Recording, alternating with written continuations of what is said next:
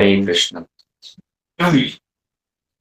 हम लोग हमारे इस प्रभाती सत्र में प्रत्येक दिन भगवान की मुख निश्चित वाणी श्री भगवद गीता का श्रवण करने के लिए उपस्थित हुए हैं। भगवान के नाम से ही अपने दिन को आरंभ करके और ब्रह्म मुहूर्त से ही भगवत चर्चा। सूरज जैसे जैसे ऊपर की ओर बढ़ता है वैसे ही हम हमारी आध्यात्मिक उन्नति के लिए एक के बाद में एक भगवत गीता के इस दिव्य ज्ञान को श्रवण करते करते अग्रसर हो रहे हैं। हम लोगों ने चतुर्थ अध्याय श्रवण करना आरंभ किया है, जहाँ पर भगवान अर्जुन को अब अपने विषय में बतलाना आरंभ कर रहे हैं। अर्जुन का जो प्रश्न था वो बड़ा इंटरेस्टिंग था, जिसके माध्यम से भगवान को अपने बारे में कहने का सुयोग मिला है, मौका मिला है कि पूर्व पूर्व जन्मों में आपने ये ज्ञान सूर्य को कैसे प्रदान किया, मैं इस बात को कैसे समझूं।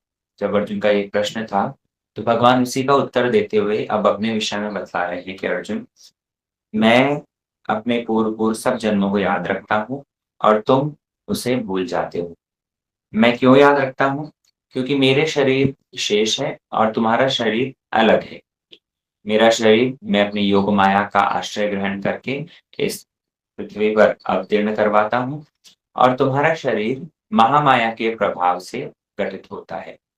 लेकिन कब मैं अवतीर्ण होता हूँ? जब ये प्रश्न उठा तो भगवान ने उत्तर देते हुए कह दिया, यदा यदा हि धर्मस्य ग्लानिर्भवति भारत अभ्युत्थानम् धर्मस्य तदात्मानं सृजाम्यहम्। इस श्लोक की विस्तृत व्याख्या विगत 2-3 से हम लोग श्रवण कर रहे थे। भगवान जब जब भी धर्म की हानि होती है, अधर्म का अभ्युत्थान होता है, तब तब अवतीर्ण होते हैं और वो स्वयं भी आ सकते हैं, वे अपने किसी दूत को भी भेज सकते हैं, वे प्रच्छन्न रूप में भी आ सकते हैं, है ना? तो इसीलिए इस बात को स्पष्ट किया है कि वे यदि स्वयं प्रकट होते हैं तो वो भगवान कृष्ण ही हैं, और वे यदि अपने किसी दूत को भेजें या अपने किसी किसी व्यक्ति विशेष के अंदर शक्ति आवेशित करके भेजें तो वो ही जीसस क्राइस्ट या परशुराम, अन्य अन्य शक्ता नारद जी इत्यादि जैसे शक्ति अवतार हो सकते हैं। और यदि भगवान वहां पर छिप करके आए तो वहां पर कलयुग जैसे कलयुग के अंदर श्रीमन चैतन्य महाप्रभु जैसे अवतारों की एक इंगित कर दिया है। तो इस तरह की चर्चा जब भगवान ने एक श्लोक के अंदर करी थी, इसी से ही रिलेटेड अगला श्लोक है, उसको आज श्रवण करेंगे हम लोग। श्लोक संख्या 8, यहाँ पर भगवान अपने आने का और एक कारण बतला रहे हैं। कहते हैं, परित्राणाय साधूनां विनाशाय च दुष्कृतां धर्म संस्थापनार्थाय संभवामि युगे युगे। ये श्लोक और ये इस श्लोक का अर्थ आप सभी लोग जानते हैं, बड़ा फेमस श्लोक है। परित्राणाय साधुनाम, साधारण अर्थ को लेकर के चलते हैं कि साधुओं का उद्धार करने के लिए, उनका त्राण करने के लिए, भक्तों का उद्धार करने के लिए, और दुष्कृतियों को विनाश करने के लिए, जो दुष्ट व्यक्ति हैं, जो दुष्कृति संपन्न लोग हैं, उन दुष्कृति संपन्न लोगों को विनाश करने के लिए, तदुपरांत धर्म संस्थापनार्थाय, धर्म की स्थापना करने के लिए, संभवामि युगे, मैं युग युग में अवतीर्ण होता हूँ। ये जो धर्म शब्द है ये पूर्व अध्याय पूर्व श्लोक के अंदर भी आया था और इस धर्म शब्द की व्याख्या हमने पहले श्रवण करी थी। लेकिन अभी इस श्लोक के अंदर एक एक शब्द की व्याख्या श्रवण करते हुए आगे बढ़ते हैं। सबसे पहली बात, साधु नाम। साधु व्यक्ति कौन है? साधु व्यक्ति वही है जो भगवत भक्ति परायण है। श्री बद्री विद्याभूषण प्रभु अपनी टीका में कहते हैं कि साधु व्यक्ति अर्थात कृष्ण भावना भवित व्यक्ति, जिस व्यक्ति की क्रियाएं भगवत प्रसन्नता के लिए है, भक्तों की प्रसन्नता के लिए है, जो भक्त मानसिकता वाला व्यक्ति है, वही साधु है। केवल मात्र बाहरी वेश धारण करके भ्रमण करने वाला साधु साधु नहीं है, वो भक्त के वेश में कालनेमी भी हो सकता है। इसलिए बाह्य वेश से तो किसी को साधु जानना है ही नहीं। साधुओं के मुख्य लक्षण को लक्ष्य करना है, जो कि है मयि अनन्य भावेन भक्ति कुर्वन्ति ये दृढ़म् मत कृतं त्यक्त कर्माणि त्यक्त स्वजन बांधव। जिस समय भगवान कपिल देव अपनी माँ को, देवहूति को, तृतीय स्कंद के अंतर्गत भागवतम में साधु के लक्षण बतला रहे हैं, तो उन्होंने इस लक्षण का वर्णन किया है कि माँ, साधुओं के तो अनंत लक्षण हो सकते हैं, कई सारे गुण हो सकते हैं, लेकिन उनका एक गुण विशेष जो सबसे श्रेष्ठ है वो बतलाया गया, कृष्णैक शरण। जिस समय पर श्री कविराज गोस्वामी ने भी 24 लक्षणों का वर्णन किया है साधु के, तो वहां पर कृपालु अकृद्रोह सत्य सारसम मृदु वदान्य शुचि अकिंचन और कृष्ण एक शरण, वहां पर एक लक्षण आया है कृष्ण एक शरण, अर्थात कृष्ण के संपूर्ण रूप में शरणागत होते हैं। एकांतिक रूप में कृष्ण के शरणागत व्यक्ति ही प्रकृत साधु है ना। मई अनन्य भावेन, जो अनन्य भक्ति संपन्न साधु व्यक्ति है वो ही साधु पदवाच्य। इसलिए परित्राणाय, ऐसे साधुओं का परित्राण करने के लिए। परित्राण करना मतलब क्या? परित्राण को कैसे समझे? परित्राण, त्राण करना मतलब उनका उद्धार करना। तो अरे साधु तो आप कह रहे हो, साधु व्यक्ति वही है जो भगवत भजन परायण है, जो एकांतिक भक्त है। तो ऐसा साधु, क्या वो आपकी भगवत भक्ति के बल से उसका उद्धार नहीं होगा? परित्राणाय कह करके आप क्या कहना चाह रहे हो? तब यहाँ पर चक्रवर्ती ठाकुर टीका में स्पष्ट करते हैं कि अरे, जब पहले अध्याय में ये स्पष्ट किया है ना कि धर्म संस्थापन विनाश अधर्म की ग्लानि होती है और धर्म धर्म जब घटता है, धर्म की ग्लानि होती है और अधर्म जब बढ़ता है। तो मानो अर्जुन के मन में प्रश्न आ गया कि प्रभु, क्या धर्म स्थापन करने के लिए आप ही को साक्षात आना पड़ता है? मतलब ये धर्म स्थापन करना क्या बहुत इतनी बड़ी बात हो गई? अरे, यदि कोई वर्णाश्रम धर्म का पालन तो कोई शक्तिशाली राजा भी कर सकता है। जनक महाराज, दशरथ महाराज जैसे जो राजा थे, तो उनके राज्य में तो सभी लोग अपने वर्णाश्रम धर्म का पालन करते थे। तो जो राजर्षि हैं या जो ब्रह्मर्षि हैं, ये राजर्षि ब्रह्मर्षि के द्वारा भी तो धर्म स्थापन हो सकता है। यदि ये प्रश्न उठे तो भगवान इसीलिए कह रहे हैं कि परित्राणाय। हे अर्जुन, यदि तुम्हारे मन में ये प्रश्न हो कि राजर्षि और ब्रह्मर्षि भक्तगण वे भी तो धर्म की हानि और अधर्म की वृद्धि को रोक सकते हैं, तो फिर उसमें आपके आने का क्या उद्देश्य है, आपके आने का क्या प्रयोजन है? तब भगवान ने ये परित्राणाय शब्द का प्रयोग करके मानो बताया कि मैं साधु लोगों के परित्राण के लिए आता हूँ। साधु लोगों का परित्राण मतलब क्या? कि जो साधु प्रवृत्ति वाले लोग हैं, जो भक्त हैं, वे मेरे विरह का अनुभव करते हैं। भक्त लोग मुझसे इतना विरह करते हैं कि जब तक मैं उनको साक्षात प्रकट होकर के दर्शन ना दूं, वो पीड़ित होते रहते हैं। उनका चित्त शांत नहीं होता। वो विरह कातर उनकी विरह वेदना जो है, उसको शांत करने के लिए मैं अवतीर्ण होता हूँ। इसलिए परित्राणाय साधुना। श्रीमद् भागवतम में दशम स्कंद में वर्णन आता है कि जिस समय पर भगवान कृष्ण आविर्भूत होंगे, तो सुखदेव गोस्वामी वहां पर कहते हैं कि भगवान कृष्ण, उनकी अंग कांति है काले काले मेघ के समान। और जैसे आकाश में काले काले मेघ छा जाते हैं, तो उन काले मेघों को देख करके चार व्यक्ति विशेष करके प्रसन्न होते हैं। ठीक उसी प्रकार कृष्ण रूपी काले मेघ के अवतीर्ण का जब समय हुआ है, तो उसके माध्यम से भी चार व्यक्ति प्रसन्न हुए। कौन कौन? जैसे आकाश में काला काला मेघ देख करके सबसे पहले किसान प्रसन्न हो जाता है। किसान क्यों प्रसन्न होता है? क्योंकि किसान ने खेती करी है और बीज बोया है। अगर अच्छी बारिश होगी तो उसके माध्यम से फसल अच्छी होगी, इसलिए किसान को बड़ी खुशी होती है। तो ठीक उसी प्रकार यहाँ पर कृष्ण रूपी काले मेघ के अवतीर्ण होने से कौन किसान प्रसन्न हुआ है? बोले ब्रह्मा रूपी किसान प्रसन्न हुआ है। ब्रह्मा जी बड़े प्रसन्न हो जाते हैं। क्यों? क्योंकि जैसे एक साधारण किसान खेती करता है बीज रोपण करके और चाष करता है, ठीक उसी प्रकार ब्रह्मा जी सृष्टि करते हैं। और जब सृष्टि में अराजकता फैलती है, धर्म की हानि होती है, अधर्म बढ़ता है, तो भगवान के अवतीर्ण होने से ये ब्रह्मा रूपी कृषक प्रसन्न होता है। दूसरा व्यक्ति जो प्रसन्न होता है वो कौन है? दूसरा व्यक्ति प्रसन्न होता है दावानल में जलने वाला हाथी। जब दावानल में जलने वाला, जैसे दावानल अग्नि, जंगल के अंदर जो आग लग गई है, तो उस आग से सबसे ज्यादा पीड़ा होती है हाथी। क्यों? क्योंकि और अन्य अन्य पशु पक्षी वो तो बड़े शीघ्र शीघ्र पलायन कर जाते हैं, लेकिन हाथी इतना विराट भारी शरीर, और उस विराट शरीर को लेकर के भागना दौड़ना बड़ा मुश्किल। इसलिए ये दावानल में दग्धीभूत हाथी ये जब देखता है कि आहा बारिश होने वाली है, काले काले मेघ छा रहे हैं और बारिश के माध्यम से ही ये दावानल अग्नि ये प्रशमित होगी, तो हाथी बड़ा प्रसन्न हो जाता है ना।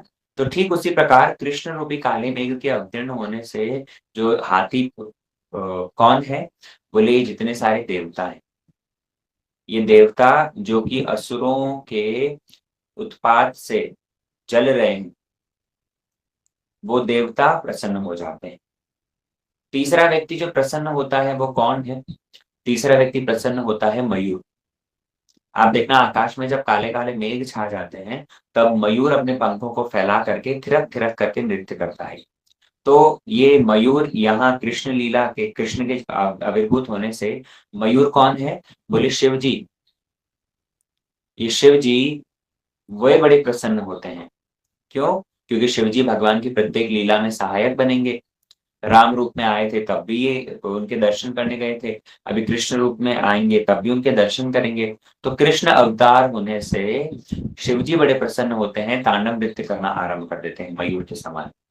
और चौथा व्यक्ति जो हमारे काम की बात है यहाँ पर प्रसंगवश, ये आउट ऑफ कॉन्टेक्स्ट बात नहीं चल रही है, प्रसंगवश का कहा। चौथा व्यक्ति जो प्रसन्न होता है वो कौन है? बोले चातक पक्षी। चातक पक्षी की क्या विशेषता है? ये चातक पक्षी हमेशा स्वाति नक्षत्र में जब वर्षा हो तो उसी वर्षा का पानी ही पीता है। किसी अन्य जलाशय का, किसी कुएं का, नदी का ये पानी नहीं पीता। तो यहाँ चातक पक्षी कौन है? जैसे एक चातक पक्षी स्वाति नक्षत्र में देखता है, बारिश की अपेक्षा करता है, टकटकी लगा करके निहारता रहता है, ऐसे ही यहाँ पर चातक पक्षी जो कृष्ण के अवतीर्ण होने से जिसको प्रसन्नता मिलेगी वो कौन है? बोले भक्तगण। नारद इत्यादि जितने सारे भक्तगण हैं, वो भक्तगण बड़े प्रसन्न होते हैं। क्यों? क्योंकि वो भगवान के आने का ही इंतजार करते हैं।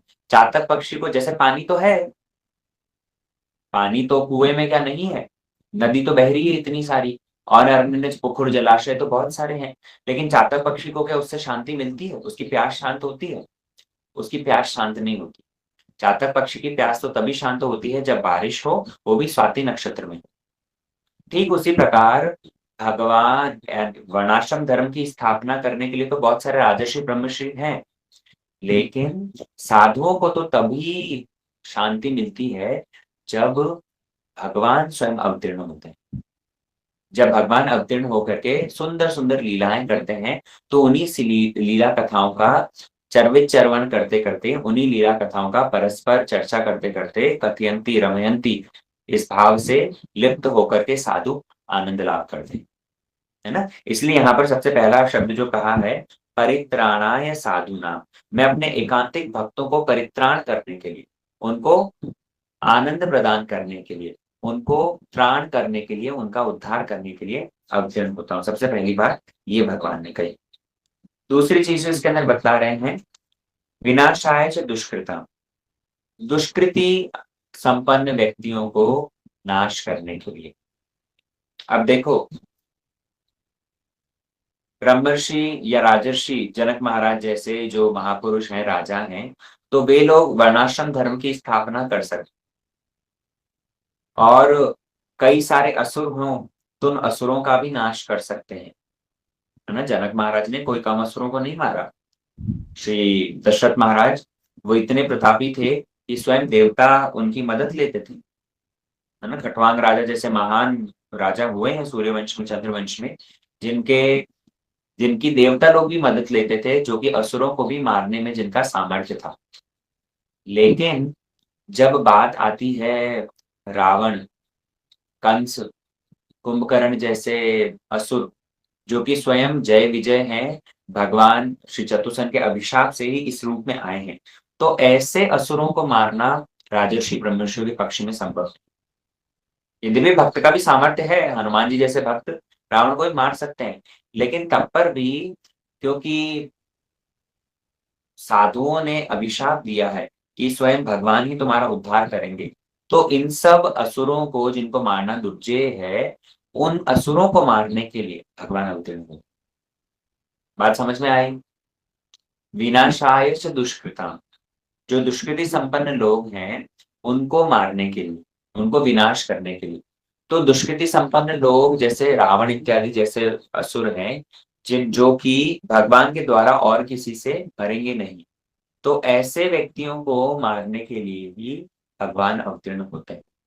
लेकिन हाँ, पुनः चक्रवर्ती ठाकुर यहाँ पर टीका में सभी को सावधान कर देते हैं कि भगवान यदि इन असुरों को मार रहे हैं, तो इसके माध्यम से भगवान के अंदर ये विषम गुण का लक्षण मत करना। भगवान को पक्षपाती मत मानना। भगवान ये मत समझना कि भगवान तो है जो लोगों को मारते हैं, असुरों को ही मारते हैं हमेशा और देवताओं का पक्ष लेते हैं। नहीं, भगवान विषम स्वभाव वाले नहीं है। भगवान तो बल्कि मार करके भी उनके ऊपर अनुग्रह ही कर रहे हैं। यहाँ पर वर्णन आ रहा है कि अपने हाथों से इन दुष्ट असुरों का वध कर इन्हें विविध दुष्कृत फलों के कारण नरक एवं संसार से परित्राण करने के कारण मेरे द्वारा दिए ग्रह विग्रह को अनुग्रह ही समझना चाहिए।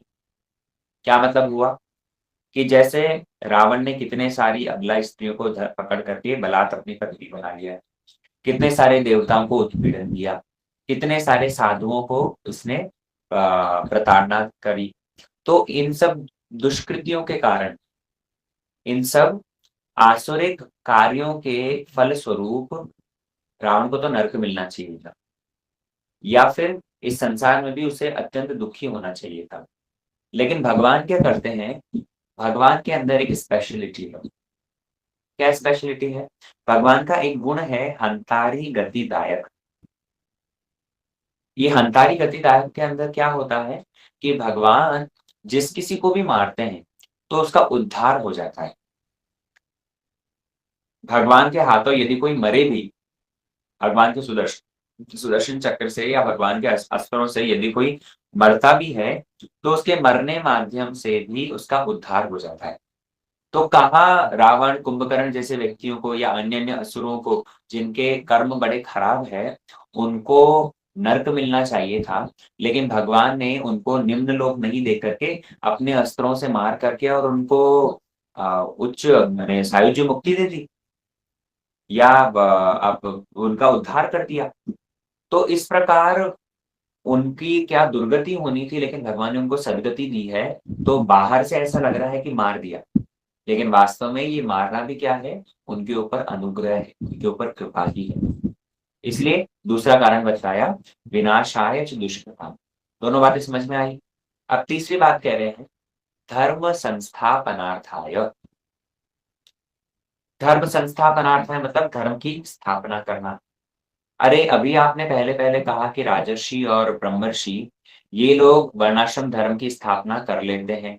इनके प्रताप से ही व्यक्ति वर्णाश्रम धर्म का शिष्ट रूप में पालन करता है। फिर वापस से कह रहे हो धर्म संस्थापनार्थाय, क्या मतलब है इसका? यहाँ पर धर्म संस्थापनार्थाय का मतलब है भगवत भक्ति रूपी नित्य धर्म की स्थापना। क्योंकि राजर्षि ब्रह्मर्षि इनके द्वारा वर्णाश्रम धर्म तो स्थापित हो जाता है, लेकिन जो जीव का नित्य धर्म है, भगवत भक्ति रूप धर्म है, वो भगवान ही विशेष रूप में स्थापना करते हैं। यहाँ पर वर्णन कर रहे चक्रवर्ती ठाकुर कि मेरे ध्यान, भजन, परिचर्या, संकीर्तन आदि लक्षणों से युक्त परम धर्म की भली-भांति स्थापना के लिए मैं आविर्भूत होता हूँ। क्योंकि देखो जैसे उदाहरण से समझते हैं, कलयुग के अंदर जैसे श्रीमद् महाप्रभु आए और श्रीमद् महाप्रभु ने आकर के ये संकीर्तन धर्म की स्थापना करी। तो महाप्रभु स्वयं भगवान आकर के जब ऐसे कोई अ, धर्म की स्थापना कर रहे हैं, वो अद्वैताचार्य जैसे विष्णु तत्व के लिए संभव था, या फिर नारद जी जैसे भक्त भी यदि चाहें तो कर सकते थे, लेकिन हर किसी के लिए तो संभव नहीं है ना। और विशेष करके महाप्रभु ने अवतीर्ण होकर के संकीर्तन धर्म के साथ-साथ जो दुर्लभ स्वभक्ति श्रेयम प्रदान किया है, अर्थात वो गोपी प्रेम, ब्रज प्रेम को प्राप्त करने का जो उपाय बतलाया है, वो पद्धति और किसी के द्वारा संभव नहीं। वो किसी के पक्ष में और संभव नहीं होता। इसलिए धर्म संस्थापनार्थाय कह करके मानो ये बता रहे हैं कि वर्णाश्रम धर्म की स्थापना किया जा सकता है। परशुराम जी आए थे। परशुराम जी ने आकर के और क्षत्रियों को, जब क्षत्रिय अपने वर्णाश्रम धर्म से च्युत हो रहे थे, तो उन्होंने क्षत्रिय है वंशी क्षत्रियों का नाश कर दिया। जितने भी अन्य अन्य अवतार हुए हैं, तो उनके माध्यम से भगवान जो नित्य धर्म है, श्रवण कीर्तन रूपी भगवत भक्ति रूपी ध्यान अर्चन जो नित्य धर्म है, वो नित्य धर्म की स्थापना होती है। ये 3 कारण यहाँ पर बतलाए। सबसे पहली बात, परित्राणाय साधूनाम, अर्थात साधुओं को आनंद प्रदान करने के लिए। साधु लोग जिनके हृदय में विरह है भगवान से, कि प्रभु आपके दर्शन के बिना और शांति नहीं मिलेगी, आपका दर्शन ही हमारा एकमात्र प्रयोजन है। तो ऐसे साधुओं को परित्राण करने के लिए। दूसरी बात, विनाशाय च दुष्कृताम, जो रावण जैसे असुर हैं जिनको मारना बड़ा मुश्किल, तो ऐसे असुरों को मारने के लिए भगवान का आगमन। तीसरी बात, धर्म संस्थापनार्थाय, अर्थात नित्य धर्म भगवत भक्ति रूपी ध्यान पूजन अर्चन वाला जो धर्म है, उसको स्थापन करने के लिए भगवान का आगमन। संभवामि युगे युगे, युग युग में मैं अवतीर्ण होता हूँ। तो युगे युगे कह करके मानो भगवान ये कहना चाह रहे हैं कि कलयुग में भले ही मैं आ करके किसी को मारू नहीं, लेकिन मैं प्रच्छन्न रूप में आकर के, चैतन्य रूप में आकर के, और मैं संकीर्तन धर्म की स्थापना करूंगा, जिसके माध्यम से दुष्कृति संपन्न व्यक्ति ना मरे, उनके हृदय की दुष्कृति मर जाए। क्या बात समझ में आई? महाप्रभु ने अवतीर्ण होकर के हरिनाम संकीर्तन जो दिया है, तो इस हरिनाम संकीर्तन के माध्यम से क्या किसी को शरीर से मारा? एबे अस्त्र ना धरिले धरिले प्राणे कारो ना मारिगो।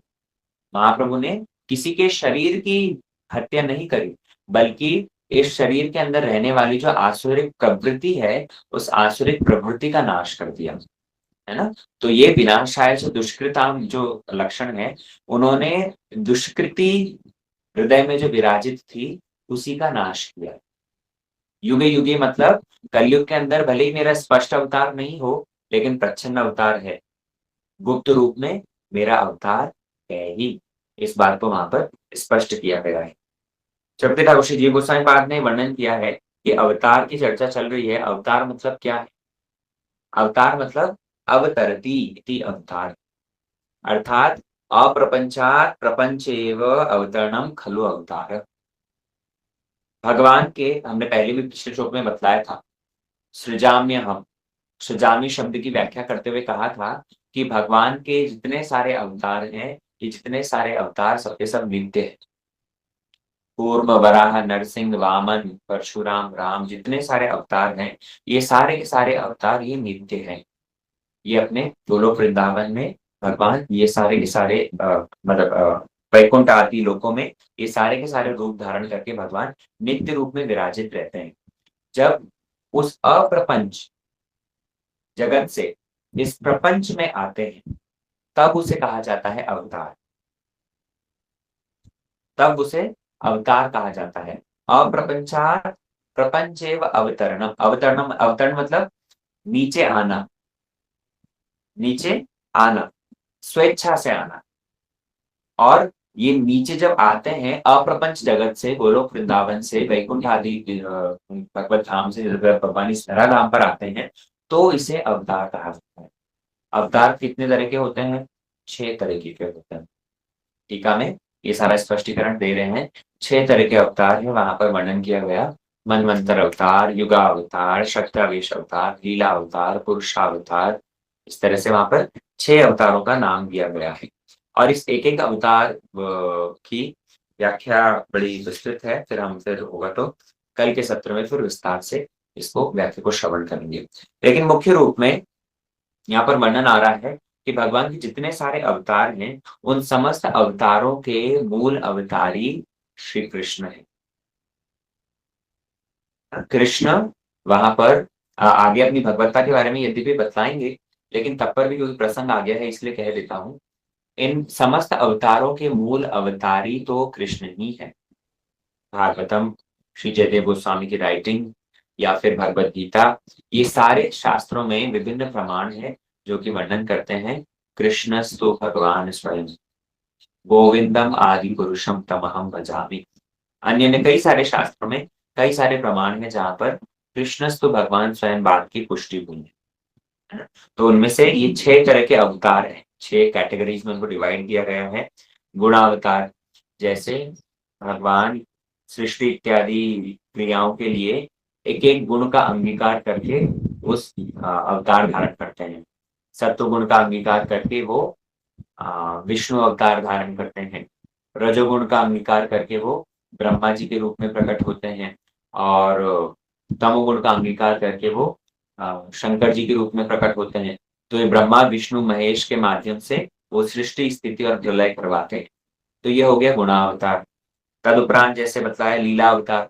लीला अवतार में विभिन्न लीलाएं करके भगवान हम जगतवासियों को आनंदित करते हैं। तो वहां लीला अवतार का वर्णन आया है। मनवंतर अवतार, जैसे 14 मनवंतर होते हैं, तो इन 14 मनवंतर में भगवान अलग-अलग रूप धारण करते हैं, तो उनको मनवंतर अवतार कहा जाता है। कल फिर हम उसके विस्तार से फिर हम लोग चर्चा कर लेंगे कि कैसे भगवान के अलग-अलग अवतार हैं और इन अलग-अलग अवतार का थोड़ा-सा कुछ मैं एग्ज़ाम्पल्स दे करके थोड़ा-सा एक्सप्लेनेशन कर दूँगा ताकि सबको स्पष्ट हो जाए। क्योंकि वहाँ पर जब मनवंतर शब्द आप लोगों ने सुना है, तो मनवंतर शब्द भी हो सकता है काफ़ी लोगों के लिए नया। फिर संभवामि युगे युगे, तो ये जब युग कहा जा रहा है, तो युग का मतलब क्या होता है और युग का टाइम फ्रेम कितना होता है, तो उनको थोड़ा-सा डिटेल में कल की इस कक्षा में हम लोग श्रवण करेंगे। ठीक है? आज के सत्र को यहीं विश्राम देते हैं। वाञ्छाकल्पतरुभ्यश्च कृपा सिन्धुभ्यैव च पतितानां पावनेभ्यो वैष्णवेभ्यो नमः।